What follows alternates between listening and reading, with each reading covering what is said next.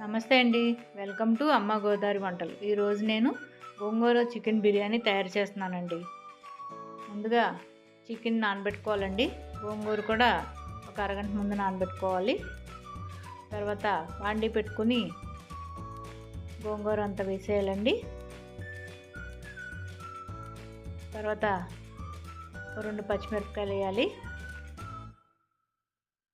కొంచెం అల్లం ముక్క వేయాలండి. ఒక గ్లాస్ వాటర్ వేయాలి. ఒక స్పూను ఆయిల్ వేయాలండి.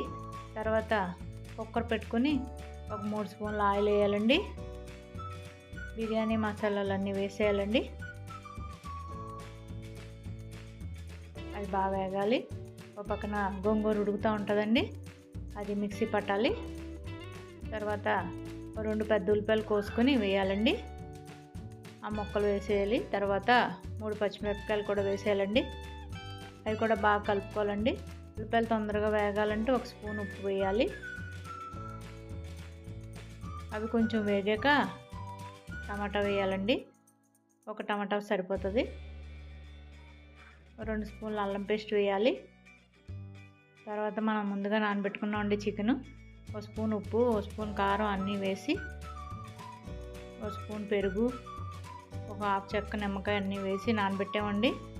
ఇందులోనే చికెన్ మసాలా కూడా వేసాము. బిర్యానీ మసాలా, చికెన్ మసాలా కూడా వేసి కలిపాము. తర్వాత పుదీనా వేసి మూత పెట్టాలండి. అది బాగా మగ్గాలి. బాగా వాటర్ బయటకు రావాలి. బాగా కలుపుకోవాలండి. అది బాగా వేగాలి. తర్వాత మనం గోంగూర పేస్ట్ చేసి పెట్టుకున్నది వేసేయాలండి. అది కూడా బాగా కలుపుకోవాలి. అది కొంచెం వేగాక బాగా వేగాలండి. తర్వాత ఒక గ్లాస్ బియ్యం వేసేయాలండి.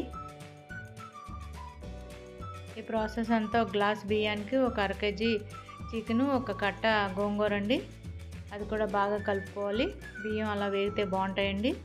తర్వాత ఒక గ్లాస్ బియ్యానికి గ్లాసున్నర వాటర్ వేయాలండి.